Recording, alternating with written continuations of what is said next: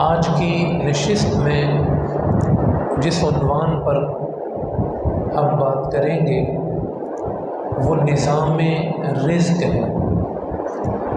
قرآن کریم کی روشنی میں اللہ پاک نے قرآن کریم میں اس حقیقت کو بڑے ہی واضح الفاظ میں بیان فرما دیا ہے کہ جو نظام رزق ہے،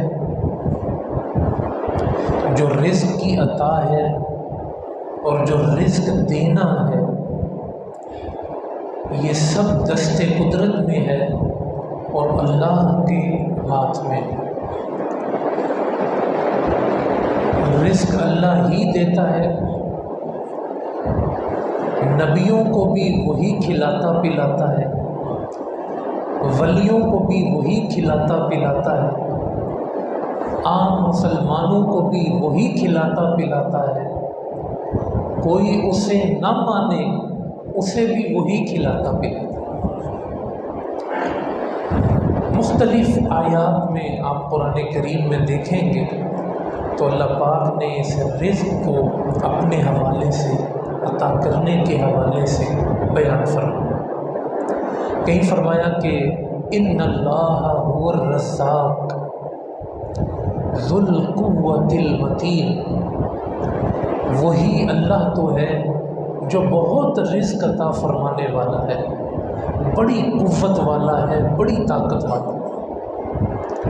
کہیں پہ فرمایا وَفِي السَّمَاءِ رِزْقُكُمْ وَمَا تُوعَدُونَ، تمہارا رزق آسمانوں میں ہے اور وہ جو تم سے وعدہ کیا جاتا ہے، جس کا تم سے وعدہ لیا گیا ہے، تو تمہارا رزق طے ہے، جو اللہ نے تمہیں دینا ہے، جتنا دینا ہے اس کا آسمانوں میں فیصلہ ہو چکا، لوح محفوظ میں لکھا جا چکا۔ ابھی تمہارا جسم والدہ کے بطن میں تیار ہو رہا تھا، ہمارے فرشتے آ کے تمہارا رزق لکھ کے چلے گئے تھے۔ جو تمہیں ملنا ہے وہ رب نے طے کر دیا ہے اور رب تمہیں عطا فرمائے۔ کہیں پہ فرمایا قُلِ اللہم مالک الملک، یوں دعا کیا کرو اے اللہ جو مالک الملک ہے،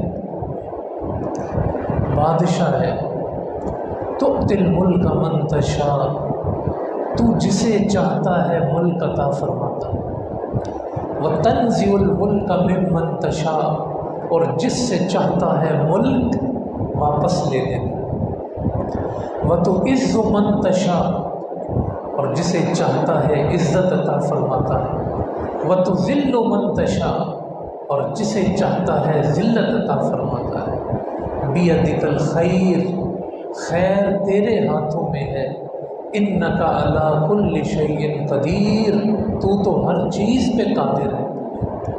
تولج اللیل فی النہار، رات کو دن میں داخل کرتا ہے، وتولج النہار فی اللیل، اور دن کو رات میں داخل کرتا ہے۔ دیکھتے دیکھتے دن رات ہو جاتا ہے اور دیکھتے دیکھتے رات دن ہو جاتی ہے۔ وَتُخْرِجُ الْحَيَّ مِنَ الْمَيِّتِ، اور تو ہی ہے جو زندے کو مردے سے نکالتا ہے۔ وَتُخْرِجُ الْمَيِّتَ مِنَ الْحَيِّ، اور تو ہی ہے جو مردے کو زندہ سے نکالتا ہے۔ وَتَرْزُقُ مَن تَشَاءُ بِغَيْرِ حساب، اور جسے دینے پہ آتا ہے بغیر حساب کے رزق عطا فرماتا ہے، سب اس کے ہاتھ میں۔ کہیں فرماتا ہے وَمَن يَتَّقِ اللَّهَ يَجْعَل لَّهُ مَخْرَجًا، اور جو خدا سے ڈرنا شروع ہو جاتا ہے، جس کے دل میں خدا کا خوف آ جاتا ہے، تقویٰ آ جاتا ہے، خدا اس کے لیے راستے بنانا شروع کر دیتا ہے۔ وَيَخْرُجْهُ وَيَرْزُقْهُ مِنْ حَيْثُ لَا يَحْتَسِبُ، اور خدا اسے وہاں سے رزق عطا فرماتا ہے، تقوی والے کو جہاں سے وہ گمان بھی نہیں کر سکتا۔ لا یحتسب، گمان بھی نہیں ہوتا، اور تمہارا رزق خود راہیں بناتے بناتے تم تک پہنچ جاتا ہے۔ وَمَن يَتَوَکَّلْ عَلَى اللَّهِ، جس نے خدا پہ بھروسہ کیا، فَهُوَ حَسْبُهُ، خدا اس کو کافی ہے، خدا اس کو کافی ہے جو خدا پہ بھروسہ کرتا ہے۔ کہیں پہ فرمایا وَلَوْ أَنَّ أَهْلَ الْقُرَىٰ آمَنُوا وَاتَّقَوْا، اگر یہ بستی والے ایمان لاتے، تقوی اختیار کرتے، لَفَتَحْنَا عَلَيْهِمْ بَرَكَاتٍ مِّنَ السَّمَاءِ وَالْأَرْضِ، تو ہم آسمان و زمین کے دروازے کھول کر ان کے لیے برکتیں نازل فرماتے ہیں اور عطا فرماتے ہیں۔ اور کہیں پہ رب کائنات فرماتا ہے ان ربک یبسط الرزق لمن یشاء ویقدر، جس کے لیے تیرا رب چاہتا ہے رزق کو کشادہ کر دیتا ہے، اور جس کے لیے چاہتا ہے رزق کو تنگ کر دیتا ہے، کسی کو کم عطا کرتا ہے، کسی کو زیادہ عطا فرماتا ہے، کسی کو غریب بناتا ہے، کسی کو امیر بناتا ہے۔ فیصلہ تیرے رب کا ہے، وہ جسے چاہتا ہے اسے اسی حال میں رکھتا ہے۔ فیصلے اس کے ہاتھ میں، قدرت اس کے ہاتھ میں، مرضی اسی کی، اختیار اسی کا، فیصلہ اسی کا ہے۔ ان آیات میں اللہ پاک نے رزق کو جس حوالے سے بھی آپ دیکھیں گے، اللہ پاک نے اسے اپنے ذمہ کرم پر لیا ہوا بیان کر دیا۔ جو آیت کریمہ ہم نے پڑھی خطبے میں، اس کو تھوڑا سا فوکس کر کے ہم اپنی نشست میں آج دیکھیں گے۔ اللہ پاک فرماتا ہے وَمَا مِن دَابَّةٍ فِي الْأَرْضِ إِلَّا عَلَى اللَّهِ رِزْقُهَا، زمین میں جو بھی رینگنے والا ہے، دابہ، دابہ عربی میں کہتے ہیں کوئی بھی ذی حیات، کوئی بھی چلنے والا، کوئی بھی رینگنے والا، کوئی بھی اڑنے والا، کوئی بھی تیرنے والا، کوئی بھی چلنے والا، کوئی بھی گھسٹنے والا، کوئی بھی سانس لینے والا، وَمَا مِن دَابَّةٍ فِي الْأَرْضِ، زمین میں جو بھی ہے، جو بھی ہے، إِلَّا عَلَى اللَّهِ رِزْقُهَا، خود اللہ نے اس کے رزق کا ذمہ اٹھایا ہوا تھا۔ کوئی یہ نہ سمجھے کہ یہ دنیا کوئی اتفاق ہے، یہ کوئی حادثہ ہے، یہ کوئی اتفاق ہے، یہ اس علیم، حکیم اور خبیر رب کی پلاننگ ہے۔ یہ اس نے پلان کیا اس دنیا کو۔ ہم جب کسی سفر میں جاتے ہیں تو دیکھتے ہیں دن کتنے، 3 دن ہے، 4 دن ہے، کتنا اسٹے ہے، کہاں رکنا ہے، کتنا خرچہ ہوگا، کتنی ضروریات ہوں گی، پھر ہم نکلتے ہیں، ان ضروریات کو اپنے ساتھ رکھتے ہیں۔ تو یہ تو بندہ بھی کرتا ہے، تو یہ کیسے ہو سکتا ہے کہ اس نے اتنی بڑی کائنات بنائی، اتنے ارب ہاں ارب لوگ بنائے، اور کوئی پلان نہ ہو؟ اس نے اس پوری کائنات کو بنایا، اس میں چلنے والے کتنے ہیں وہ جانتا ہے، اس میں تیرنے والے کتنے ہیں وہ جانتا ہے، کیڑے مکوڑے کتنے ہیں وہ جانتا ہے، کس کو کیا کھانا ہے وہ جانتا ہے، کس کو کیسے پہنچانا ہے وہ جانتا ہے۔ ان ساری چیزوں کو سامنے رکھ کے ہر ایک کی ضرورت کے مطابق اللہ پاک نے اس پوری کائنات میں رزق کا انتظام فرما دیا۔ وما من دابۃ، کوئی بھی زمین میں ہے، اللہ نے ایک بڑا منصوبہ بنایا، جس منصوبے کو لوح محفوظ پہ اللہ نے لکھا ہے۔ ایک ایک بات اس لوح محفوظ میں اللہ نے محفوظ کی، سب کچھ اس میں لکھا ہوا ہے، کس کو کیا عطا کرنا ہے وہ سب رب کائنات نے لکھا ہوا ہے۔ اور اس آیت کریمہ میں جو لفظ ہے اس پہ غور فرمایا، فرمایا کہ اللہ رزقھا، یہ جو ہے نا لفظ اللہ عربی میں، یہ کسی چیز کو کسی پر لازم کرنے کے لیے آتا ہے۔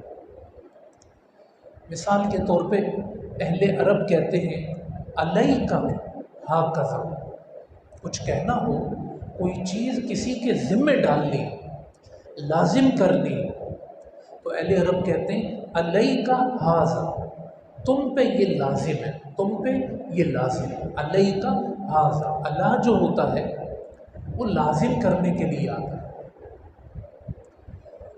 رب کا فضل دیکھیں، رب کی مہربانی دیکھیں، رب کی اپنے بندوں کے ساتھ رحمت دیکھیں۔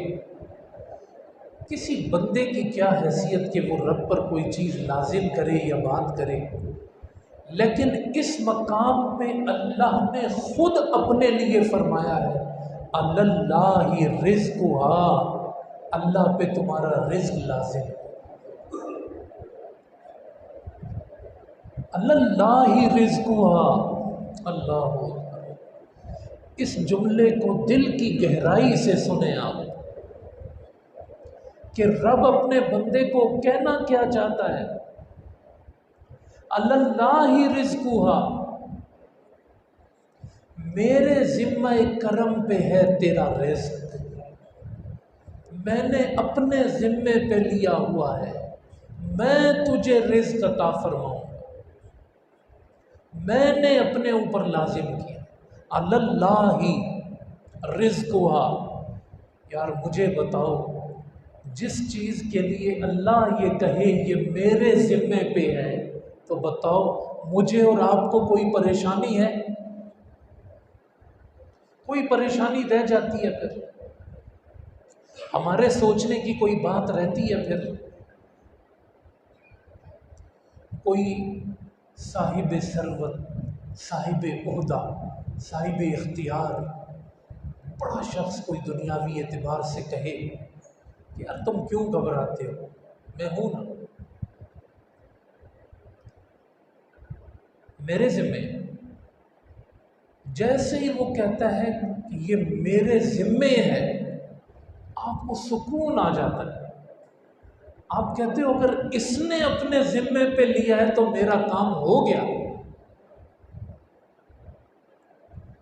یہ کوئی بندہ نہیں، خالق السماوات والارض اپنے بندوں کو یقین دہانی کرا رہا ہے، اور میرے بندے تیرا رزق میرے ذمے،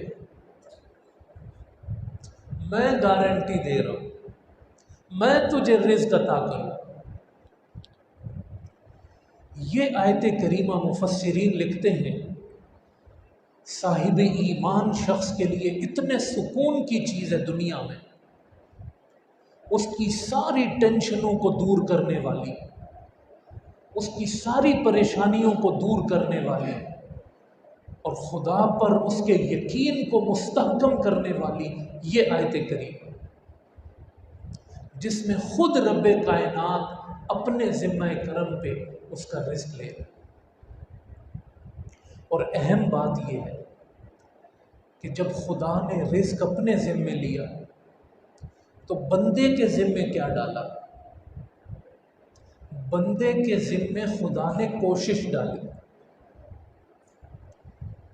وَأَن لَّيْسَ لِلْإِنسَانِ إِلَّا مَا سَعَىٰ، انسان کے لیے وہ ہے جو اس نے کوشش کی.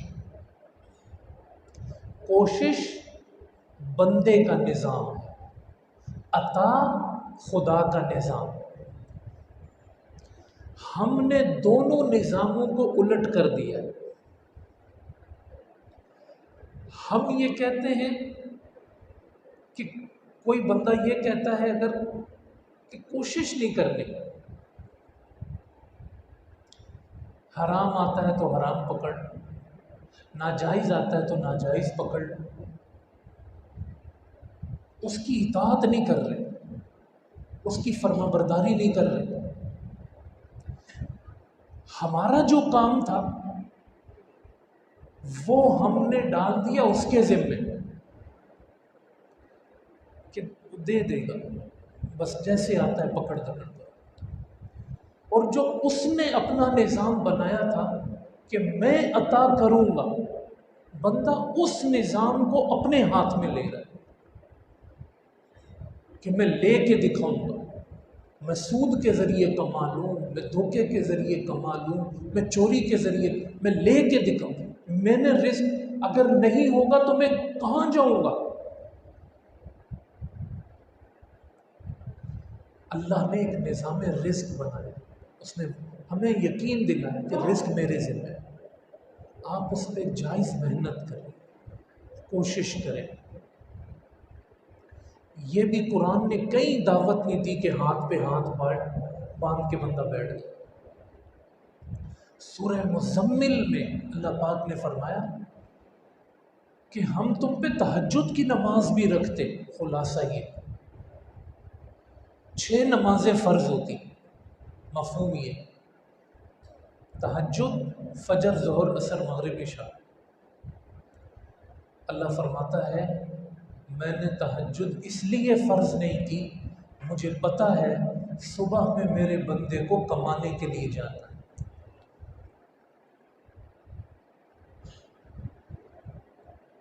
اور سورہ جمعہ کی جو مشہور آیت ہے، اللہ فرماتا ہے کہ جب جمعے کی اذان ہو تو فَاسْعَوْا إِلَىٰ ذِكْرِ اللَّهِ، دوڑو اللہ کے ذکر کی طرف. وَذَرُوا الْبَيْعَ، کام کاج چھوڑ دو، یہ تمہارے لیے بہتر ہے. فَإِذَا قُضِيَتِ الصَّلَاةُ، پس جب نماز ادا کر لی جائے، فَانْتَشِرُوا فِي الْأَرْضِ وَابْتَغُوا مِنْ فَضْلِ اللَّهِ، تو جاؤ واپس بازاروں میں پھیل جاؤ اور اللہ سے اپنا رزق طلب کرو، کوشش کرو، محنت کرو. دیکھیں کیسے دونوں نظاموں کو اللہ نے جوڑا. نماز ہوئی، کاروبار بند. نماز پڑھ لی، اللہ کہتا ہے کاروبار شروع. اس نے تو بی بی مریم کو بھی عطا فرمایا، کلما دخل علیہا زکریا المحراب وجدہا عندہا رزقا. بے موسم کے پھل اس نے ہے اس کی قدرت میں، اور جس کو عطا کرنا چاہے بغیر قانون کمائی کے بھی عطا کر دے. لیکن اس میں بھی مفسرین لکھتے ہیں کہ بی بی مریم سے اتنا بھی کہا تھا کہ درخت کو ہلاؤ تاکہ تمہارے اوپر کھجوریں گریں. اتنا تو آپ کر سکتے ہیں. تو جو کمانے کا حکم ہے وہ خود اللہ اور اللہ کے رسول نے دیا. حضور علیہ السلام بندے کو فارغ نہیں بیٹھنے دیتے تھے، اور کوئی بھیک مانگے یہ تو حضور کو برداشت ہی نہیں تھا. حضور فرماتے تھے بھیک مانگنا اتنا بڑا جرم ہے کہ قیامت کے دن جب بھیک مانگنے والا آئے گا تو اس کے چہرے پہ گوشت نہیں ہوگا. اور حضور صلی اللہ علیہ وسلم کلہاڑی دیا کرتے تھے، جاؤ لکڑیاں کاٹو اور پھر بیچ کے میرے پاس. اور کئی صحابہ کو تو کہا کہ اتنے ٹائم مجھے اپنا چہرہ نہیں دکھانا، جاؤ کما کے آؤ۔ وہ کما کے لائے، کہا اتنا اپنے اوپر خرچ کرو، اتنا گھر لو، اتنا یہ کرو۔ ان کو ایک کام پہ لگایا حضور۔ حضور برکت کی دعائیں دیا کرتے تھے صحابہ کرام۔ ایک صحابی کو حضور نے 1 درہم دیا، کہا بکری لے آؤ میرے لیے۔ وہ گئے، انہوں نے جا کے 1 درہم کی بکری خریدی اور پھر اس کو بازار میں ہی 2 درہم کا بیچ دیا۔ 2 درہم لیے، پھر 1 درہم کی پھر بکری خریدی، پھر حضور کے پاس آئے، بکری بھی دی اور درہم بھی دیا۔ تو حضور نے کہا بھائی یہ درہم کیسے؟ کہا یا رسول اللہ میں نے یوں تجارت کی تو آپ کو بکری بھی عطا پیش کر رہا ہوں اور درہم بھی پیش کر رہا ہوں۔ تو حضور علیہ السلام نے ان کو خوش ہو کے دعا دی، کہا جا تو جو بھی سودا کرے خدا تجھے برکت عطا فرمائے۔ دعا دی۔ عبد الرحمن بن عوف جب مدینے آئے، کہا گھر لے لو، یہ لے لو۔ کہا کچھ نہیں چاہیے، مجھے ذرا بازار کا رستہ دکھاؤ۔ بازار کا رستہ دکھا دیا تو مٹی بھی انہوں نے اٹھائی ہے نا تو سونا بنا ہے۔ اتنا کمایا ہے، اتنا کمایا ہے کہ ان کے کروڑوں، لاکھوں، کروڑوں تو کیش دینار درہم تھے، سونے کے ٹکڑے الگ۔ 1 دینار کو بھی آپ کنورٹ کریں گے آج تو 45 سے 50 ہزار بنتے ہیں۔ 1 دینار خالص سونے کا۔ صحابہ کرام کی دولت کا اندازہ بھی نہیں لگایا جا سکتا۔ بعض صحابہ اتنے امیر تھے، جتنے آج کے جو ہے نا وہ بڑے بڑے امیر ہیں، بل گیٹس وغیرہ، یہ ان کی جیبوں میں 10 اتنا اللہ نے نوازا۔ تو انہوں نے محنت کی، کام کاج کاروبار کیا، حلال کمایا، حلال کمایا، خالص کمایا، اس میں 1 رتی بھی کوئی ملاوٹ نہیں۔ تو خدا کا نظام کیا ہے؟ وہ فرماتا ہے کہ میں عطا کروں گا اور میں ہی عطا کروں گا، تم جائز طریقے سے اپنی محنت کرو اور کوشش کرو، تم نے محنت میں ملاوٹ نہیں کرنی۔ حرام کی طرف قدم، اگر تو نے حرام کی طرف قدم اٹھایا تو تو نے اپنا خدا سے یقین اٹھایا، یعنی تجھے پھر مجھ پہ یقین نہیں تھا، اور اگر میں کم ہی دینا چاہتا تھا تجھے تو تو اس پہ راضی نہیں تھا۔ تجھے زیادہ چاہیے بھلے حرام کا ہو، حلال نہیں چاہیے کیونکہ وہ کم ہے۔ سمجھ؟ باقی رہی یہ بات کہ کسی کو کم اور کسی کو زیادہ، خود قرآن بیان کرتا ہے۔ ایک بندہ کہتا ہے جی میں بڑی مشکل سے گزارا کرتا ہوں، بڑی مشکل سے 2 وقت کی روٹی پوری کرتا ہوں، تو بھائی ٹھیک ہے، اس میں کیا ہے؟ خدا نے دنیا بنائی ہے، جنت تو نہیں بنائی۔ اگر تو ہم نے یہ طے کر لیا ہے کہ یہ دنیا جنت ہے اور اس کو جنت بنانا ہے،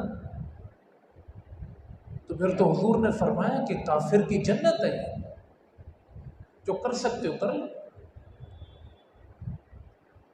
اللہ نے تو اس کو جنت نہیں بنایا کہ تم کہہ رہے ہو مجھے کم کیوں ملا، مجھے تھوڑا کیوں ملا، مجھ پہ پریشانی کیوں آئی۔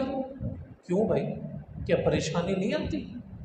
اللہ نے تو کہا ہے ہمیں بھیجتے ہوئے کہ میں نے دنیا کو آزمائش کے لیے بنایا۔ اب بات سمجھ لو، ایک چیز کلیئر ہے،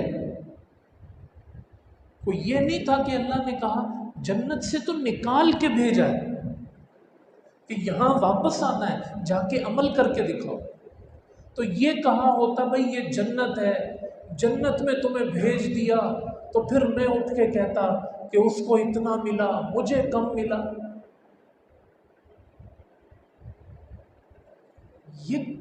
یہ تو پھر خدا پہ نہ ایمان ہوا اور نہ یقین ہوا. آپ دیکھیں مثال کے طور پہ ایک شخص کہتا ہے میرا بیٹا سیاہ چین میں کیا کرتا ہے؟ ملک کی سرحدوں کی حفاظت کرتا ہے. تنخواہ کتنی ہے؟ 40-50 ہزار. ارے اتنی کم تنخواہ اور جان خطرے میں ڈالی. تو وہ کہے گا اس کا باپ یار تم پیسے سے کیوں تولتے ہو؟ اپنے ملک کے لیے کھڑا ہے، اپنے ملک کے لیے کھڑا ہے، قربانی دے رہا ہے. اپنے لیے تو ہم یہ باتیں کرتے ہیں کہ فلاں چیز کی تو کیا اپنے رب کے لیے قربانی پیش نہیں کرو گے اگر تکلیف میں آئے؟ یار تمہیں رزق کم ملا. یار کم کیا ہوتا ہے؟ وہ بھوکا سلاتا نہیں ہے، کھانے کو دیتا ہے. اگر کم ہے تو کیا ہوا؟ میرا رب تو مجھ سے راضی ہے. حضرت ابراہیم سے کہا بیٹا کاٹو، ذبح کرو.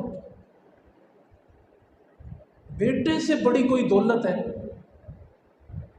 اور وہ اتنے عرصے بعد جو پیدا ہوا اور 14-15 سال 16 سال کا خوبصورت بیٹا، کہا یا اللہ ذبح کروں گا بس تو راضی رہ. دنیا میں بیٹا نہیں ہوا تو کیا ہوا؟ میرے مولا ابراہیم کی دولت یہ ہے کہ ابراہیم سے اس کا رب راضی ہے. پھر میرے اور آپ کے یہ چند ہزار اور چند لاکھ کی کیا حیثیت رہ گئی؟ یہ ہیں نبیوں کی سیرتیں. یہ ہے قرآن کی بات کہ اللہ نے بھیجا ہی آزمائش کی جگہ پہ.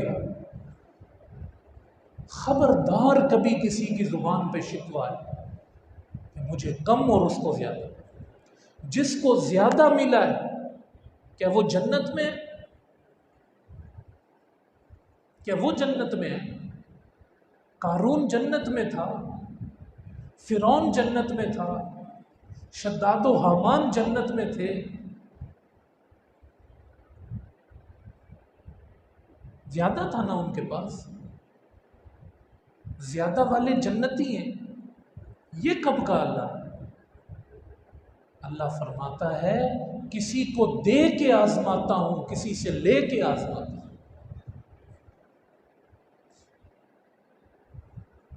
500 سال پہلے جس کے پاس کم ہے وہ جنت میں جائے گا، جس کے پاس زیادہ ہے وہ حساب دے کے جائے گا. ہو سکتا ہے جب وہ کھڑا ہو حساب دینے تو وہ اس وقت کہے کہ وہ جو کچھ نہ رکھنے والا تھا وہ بڑا امیر تھا. ہو سکتا ہے وہ کہے وہ پہ. اللہ آزما رہا ہے. امام غزالی فرماتے قیامت کے دن اللہ ایک غریب آدمی کو لائے اور فرمائے گا کہ تجھے تو ہم نے دولت کی جھنجھٹ ہی نہیں دی، تو نے میری عبادت کیوں نہیں کی؟ تو کر سکتا تھا، ٹائم تھا تیرے پاس. کہے گا یا اللہ مال کم تھا، پریشانیاں تھی، کمانے نکلا، یوں کیا. اللہ فرمائے گا میرے بندے عیسیٰ کو بلاؤ. حضرت عیسیٰ آئیں گے. اللہ فرمائے گا یہ گواہی ہے، ان کے پاس دن کا کھانا تھا تو شام کا کھانا نہیں تھا. غربت تھی، فاقہ تھا، مگر میرے عیسیٰ نے کبھی میری نماز قضا نہیں کی. اس کا مطلب ہے کہ کیا جا سکتا تھا. عیسیٰ بھی انسان تھے، تم بھی انسان تھے، اور تمہارے لیے رول ماڈل بنا کے بھیجا تھا، اٹھاؤ اس کو جہنم میں ڈالو۔ امام غزالی فرماتے ہیں پھر امیر کو بلایا جائے، کہا تجھے تو اتنا خوشحال کیا، اتنا نوازا، لوگ تجھے دیکھ کے رش کرتے تھے، تو نے میری عبادت کیوں نہیں کی؟ کہا یا اللہ ٹائم ہی نہیں تھا، مال نے مصروف کر دیا، عیاشیوں نے مصروف کر دیا، مال کے کمانے کی ہرس نے مصروف کر دیا تھا۔ اللہ فرمائے گا میرے بندے سلیمان کو بلاؤ، حضرت سلیمان آئیں گے، کہا یہ گواہی ہے، تجھے تو چند ٹکے دیے تھے، میرے سلیمان کا حکم تو ہواؤں پہ بھی چلتا تھا، یہ ہواؤں پہ حکم چلاتے تھے، یہ اتنے بڑے بادشاہ تھے، ان کا تخت جب ہواؤں پہ اڑتا تھا یہ اپنی زمین کو دیکھتے تھے، اپنی بادشاہت کو دیکھتے تھے، کبھی میرے سلیمان کی نماز قضا نہیں، تیری کیوں ہوئی؟ یہ بھی انسان تھے، تو بھی انسان تھا، تو اس کا مطلب ہے کیا جا سکتا تھا، اٹھاؤ اس کو بھی جہنم میں، تو دونوں کے جہنم۔ امام غزالی کہتے ہیں خلاصہ یہ نکلا کہ غریب کی غریبی بھی امتحان ہے، امیر کی امیری بھی امتحان، کوئی جنت میں نہیں۔ میں غریب ہوں تو بخشا جاؤں گا؟ نہیں۔ میں امیر ہوں تو بخشا جاؤں گا؟ نہیں۔ اگر میں غریبی میں رب سے راضی ہوں تو بخشا جاؤں گا، اور میں امیری میں رب سے راضی ہوں تو بخشا جاؤں گا۔ یہ قرآن نے فکر دی، یہ قرآن نے فلسفہ دیا۔ کہاں ہیں وہ لوگ پھر جو شکوہ کرتے ہیں کہ اس کا محل اور میری جھونپڑی اچھی ہے، تیری جھونپڑی کیوں؟ کیونکہ خدا نے تجھے عطا فرمایا۔ یہ دیکھ کہ تیرے لیے پسند کس نے کی ہے؟ اللہ نے پسند کی ہے۔ وَمَا مِن دَابَّةٍ فِي الْأَرْضِ إِلَّا عَلَى اللَّهِ رِزْقُهَا وَيَعْلَمُ مُسْتَقَرَّهَا وَمُسْتَوْدَعَهَا، تیرا مستقل ٹھکانہ بھی جانتا ہے، تیرا عارضی ٹھکانہ بھی جانتا ہے۔ ماں کے پیٹ میں تو کتنا ٹائم رہے گا، تجھے کیا چاہیے، عارضی ٹھکانہ ہے تیرا، وہ جانتا ہے۔ دنیا میں تیرا ٹھکانہ طویل ہے، وہ جانتا ہے۔ قبر میں تیرا ٹھکانہ اور طویل ہے، وہ جانتا ہے۔ اور قیامت میں تیرا ٹھکانہ سب سے طویل ہے، تو نے کہاں کتنا رکنا ہے، تیرا رب تجھے دیکھ رہا۔ وَيَعْلَمُ مُسْتَقَرَّهَا وَمُسْتَوْدَعَهَا، تیرے رب کو تیری ساری خبر ہے۔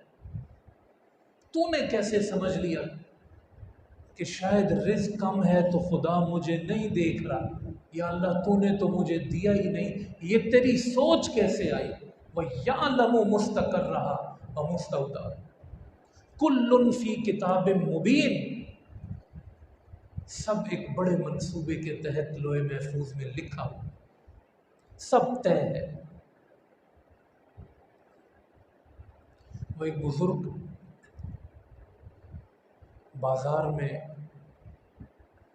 کسی کو ساتھ لیا اور کہا کہ میرا سامان رکھوا دو گھر میں۔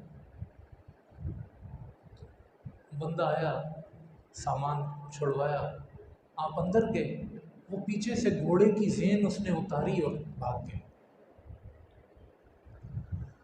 تو اگلے دن بازار میں آپ نے دیکھا کہ وہ زین بک رہی تھی، آپ نے جا کے پوچھا بھائی، بولا یہ 2 درہم میں کوئی بیچ گیا؟ تو آپ نے آسمان کی طرف سر اٹھایا، کہا دیکھو کہ میں نے اس کو بلایا تھا، میں اندر گیا کہ اس کو 2 درہم لا کے دوں، میں باہر آیا تو وہ غائب، اور اس نے زین بھی 2 درہم کی بیچی۔ تھوڑا سا انتظار کر لیتا، ملنا اس کو حلال ہی، ملنے تھے 2 درہم، صبر کر لیتا تو حلال مل جاتے، جلد بازی کی تو حرام لے گیا۔ تو انسان کو اللہ پہ راضی رہنا چاہیے، اللہ کی تقدیر پہ راضی رہنا چاہیے۔ اچھا تھوڑا سا مال بڑھ جاتا ہے، آزمائش بڑھ جاتی ہے، اب بندے کو لگتا ہے کہ میں نے اور کہیں پہنچنا ہے، اور کہیں پہنچنا ہے۔ تو ایک غریب آدمی الگ رہا، ایک تاجر ہو کے اچھا خاصا مال ہے، پھر بھی وہ اس میں ملاوٹ کر رہا ہے اور مکس کر رہا ہے، یہ اور زیادہ قدرت کو دعوت عذاب دے رہا ہے کہ اللہ نے آپ کو نواز دیا تو اب آپ کو کیا یقین میں کمی ہے، اب بھی بھروسہ نہیں اللہ پہ۔ تو یہ ہمارا بڑا ایک دنیا میں میں نے کوئی آپ کے سامنے دفاعی انداز میں بات نہیں کی، دب کے بات نہیں کی آپ کے سامنے کہ یار آپ کو کم ملا ہے، یار اس میں کیا ہے، دفاعی انداز میں ہم کیوں بات کریں؟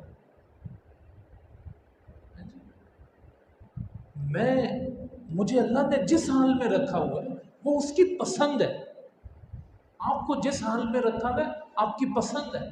اگر میں کسی اپنے سے امیر سے حسد کر رہا ہوں تو میں اللہ کے نظام پہ اعتراض کر رہا ہوں، مجھے حسد بندے سے نہیں ہے، مجھے اعتراض اس کی تقسیم پہ کہ اس کو کیوں زیادہ ملا، یا اللہ اس کو ضائع کر دے، اس کو دعائیں بد دعائیں، کسی کا مال تباہ ہو خوشی، اس کا جہاز ڈوب گیا، اس کی گاڑی ڈوب گئی، خوشی ہو رہی،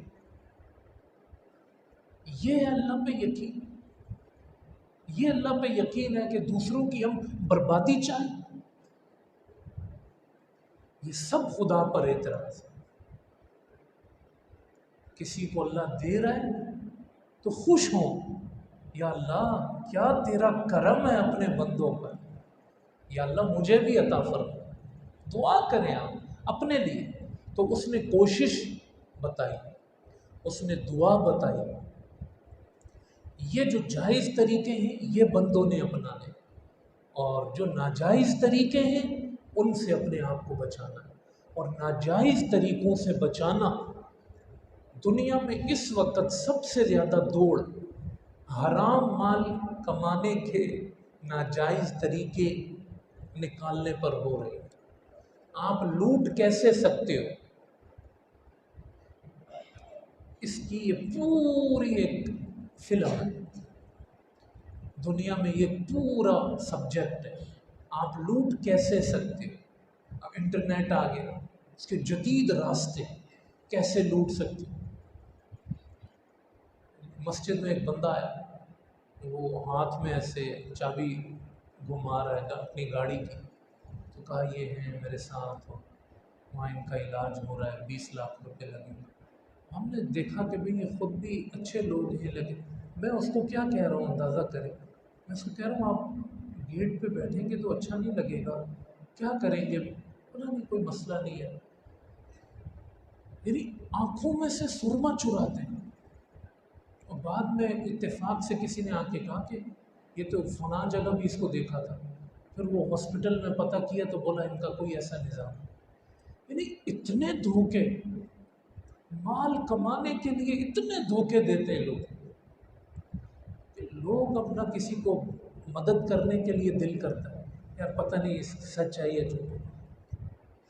مسجد میں کوئی آ کے مانگتا ہے، میری ہمت نہیں پڑتی کہ میں اس کو منع کروں، کوئی بندہ مانگ رہا ہے، ہم کیا کریں، سوچتے رہ جاتے ہیں، یار کریں کیا، منع کریں دیں، کیوں ہے دھوکا، نہ میں کسی پہ اعتماد کر سکتا ہوں، نہ کوئی مجھ پہ اعتماد کر سکتا۔ یہ ہمارے معاشرے کی، دنیا کی نہیں بات کر رہا، اپنے ملک کی بات کر رہا، کسی کا کسی پہ بھروسہ ہی نہیں رہا۔ تو امانت داری، صداقت، یہ ساری جو نہریں ہیں یہ توکل کے چشمے سے آتی ہیں۔ اللہ پہ بھروسہ ہونا چاہیے، اللہ پہ جب بھروسہ ہوگا تو ہی آپ ہر حال میں جو ہے نا وہ آپ خوش ہوں گے، جس حال میں اللہ پاک نے جو ہے وہ رکھا ہو۔ تو یہ قرآن کریم کے میں نے کچھ غلط فہمیاں آپ کہہ لیں کہ ہمارے ذہن میں ہو سکتی ہیں رزق کے حوالے سے، قرآن نے ان غلط فہمیوں کو دور کیا۔ مشرکین مکہ یہ سمجھتے تھے کہ ہمیں رزق بتوں سے ملتا ہے۔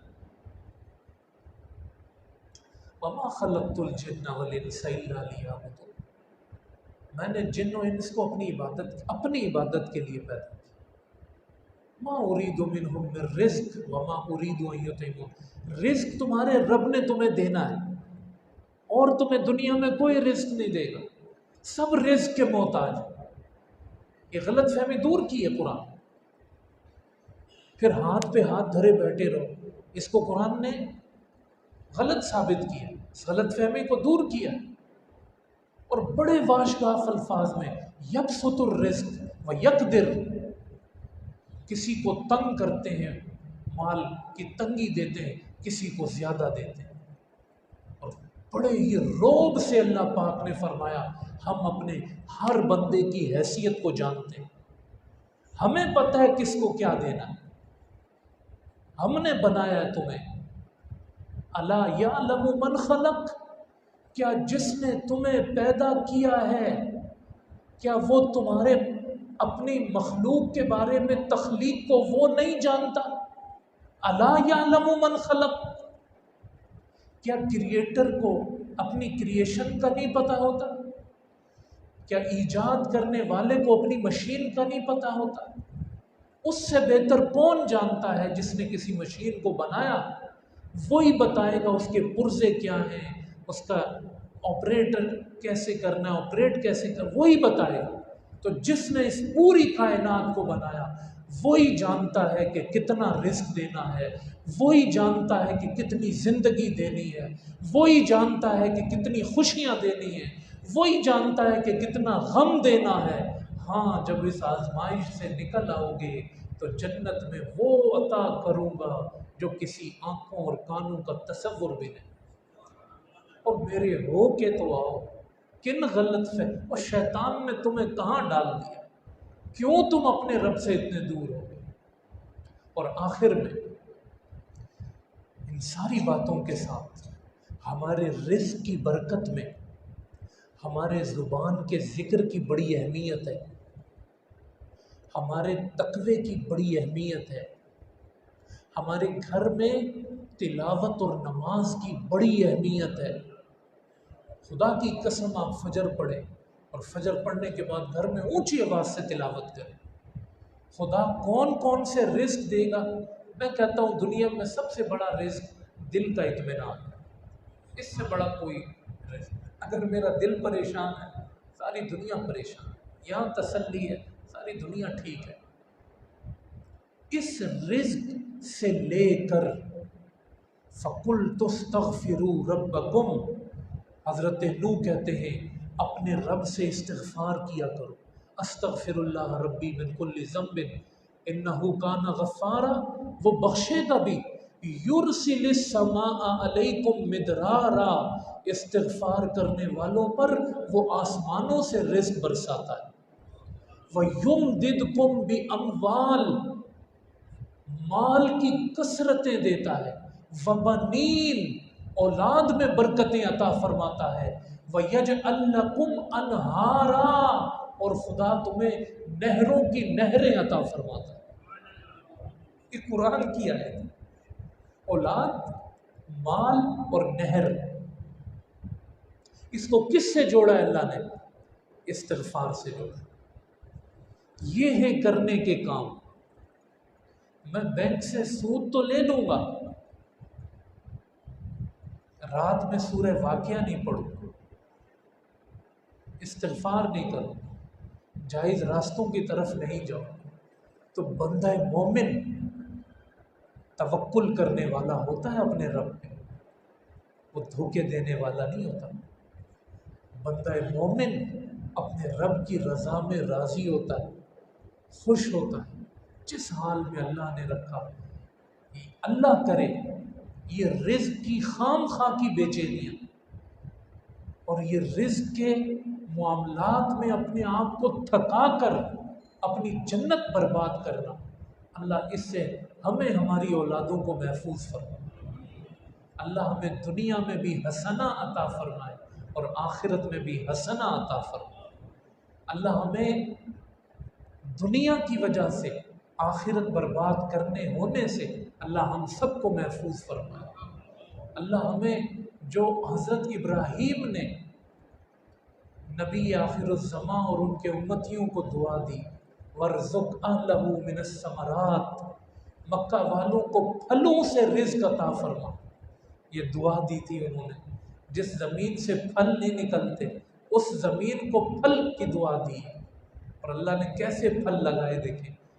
ہم بھی یہ دعا کرتے ہیں حضرت ابراہیم کی سنت میں کہ اللہ ہمیں، ہماری اولادوں کو، ہمارے گھر والوں کو، ہمارے رشتہ داروں کو، ہمارے دوستوں کو یا اللہ پھلوں سے رزق عطا فرما، خوب رزق عطا فرما، حلال عطا فرما، قلت و ذلت سے محفوظ فرما، محتاجیوں سے محفوظ فرما، اور یا اللہ اپنی ذات کا کامل یقین اور بھروسہ ہم سب کو